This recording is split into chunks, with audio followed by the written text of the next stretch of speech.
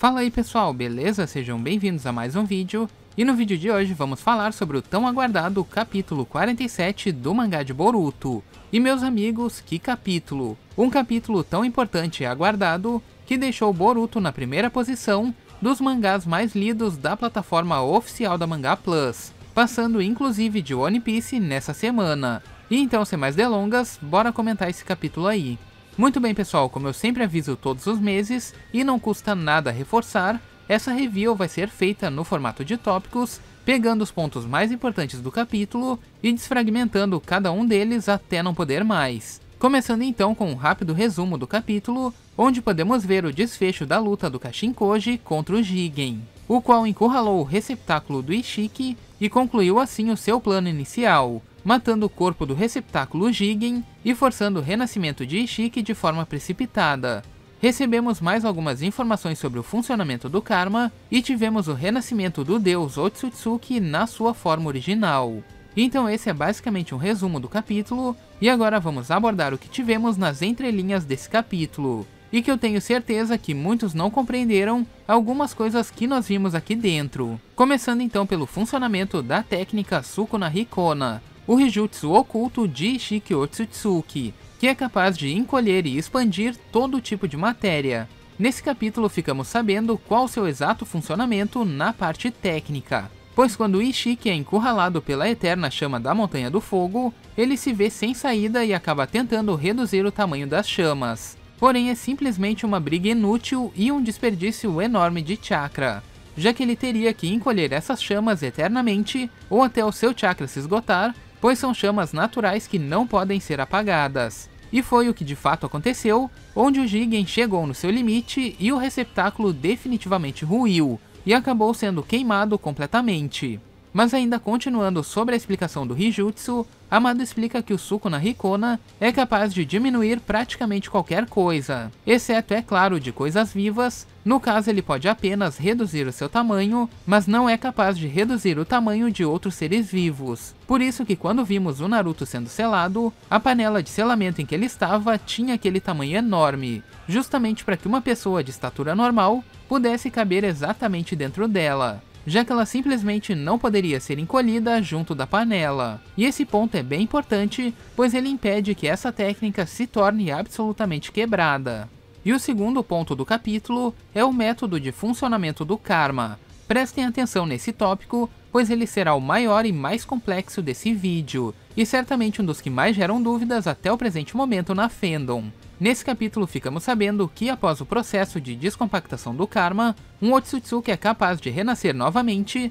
em cima de um receptáculo marcado pelo selo Karma. E como vemos com Boruto e Momoshiki, o Karma pode ser passado após a morte do Otsutsuki, gravando o Karma em alguém que será o seu novo corpo futuramente. Já com o caso do Ishiki, nós temos um método parecido, mas executado de uma forma diferente, pois no caso do Ishiki, temos que voltar lá para o início da sua história, onde ele acabou sendo derrotado pela Kaguya. E o Ishiki, ao ser derrotado por ela, como último recurso ele rastejou até um monge que estava nas proximidades, utilizou do Sukuna Hikona para adentrar esse monge pelo ouvido, onde ele se instalou e passou a sugar os seus nutrientes como um parasita ao longo do tempo, para que então ele pudesse se manter vivo durante esse período. Ishiki passou muito tempo dentro do Jigen dessa forma, até que ele pudesse assimilar a sua fala e em seguida seus movimentos, tomando o controle do corpo do Jigen por completo em algum momento da história. Dessa forma o Jigen já não era mais um humano comum,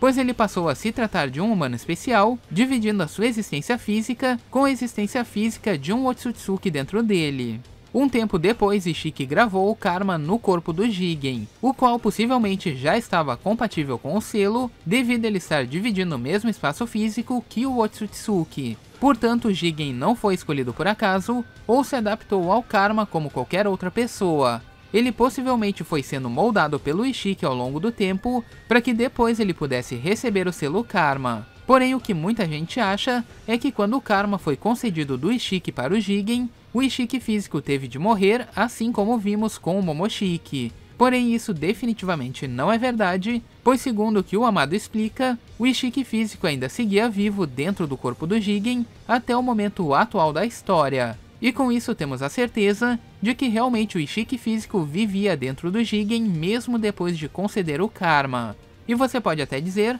mas Saulo, não faria sentido o Otsutsuki passar o karma enquanto estava vivo. E eu te digo simplesmente que faz, pois o karma do Jigen serviu basicamente para que o receptáculo pudesse ter acesso às habilidades do Otsutsuki, e não para controlar os seus movimentos, por assim dizer, pois o Ishiki já havia tomado o controle do corpo do Jigen muito tempo antes de conceder o karma a ele. Diferente do que ocorre com Boruto e Momoshiki, o qual o selo precisa estar extremamente expandido, e o Boruto precisou estar inconsciente para que o Momoshiki pudesse tomar o controle do corpo dele temporariamente. Isso confirma que o Ishiki do passado ainda vivia dentro do corpo do Jigen e podia passar o selo karma à vontade enquanto estava vivo, exatamente como ele fez com o Jigen e como ele fez com as outras 14 crianças que também receberam o karma. Porém, com o caso das crianças, elas não aguentaram o processo de transição e acabaram morrendo, sobrando somente o Kawaki, que conseguiu sobreviver a esse processo. E aí você pode até questionar, mas Saulo, se os Otsutsukis podiam fazer isso em vida, por que o Momoshiki não fez isso previamente, evitando assim a sua morte?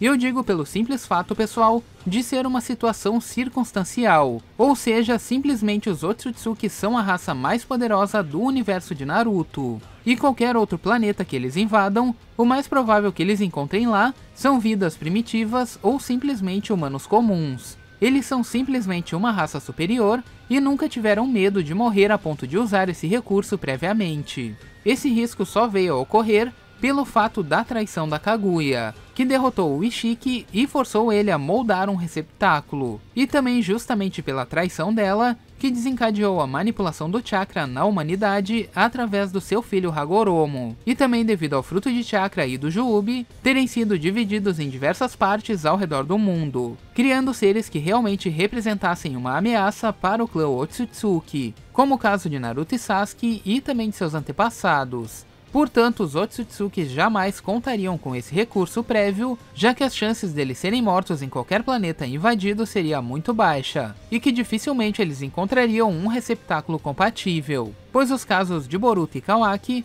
possivelmente aconteceram também devido à traição da Kaguya, que passou a sua linhagem adiante e que possivelmente resultou em uma linhagem compatível com o clã Otsutsuki, podendo assim vir a receber o karma, como o caso do Boruto ser descendente tanto de Hagoromo quanto de Hamura, se aproximando assim a linhagem inicial da Kaguya. Enfim, nesse caso concluímos que nesse capítulo, tanto Jigen como o Ishiki físico foram mortos pelas chamas de Kashinkoji, o que significa que ao fazer isso, o receptáculo Jigen foi morto nesse processo, o que não faz a menor diferença, já que segundo o que o Amado explica, o Otsutsuki pode reviver em cima de um cadáver completamente carbonizado, desde que ele ainda possua o selo Karma. E sabendo disso, o ponto mais importante aqui é que o Ishiki físico morreu juntamente com o Jigen dentro desse capítulo, pois ele estava atrelado a ele diretamente desde a era da Kaguya. Porém também é explicado que existe uma regra no Karma para que isso ocorra exatamente dessa forma,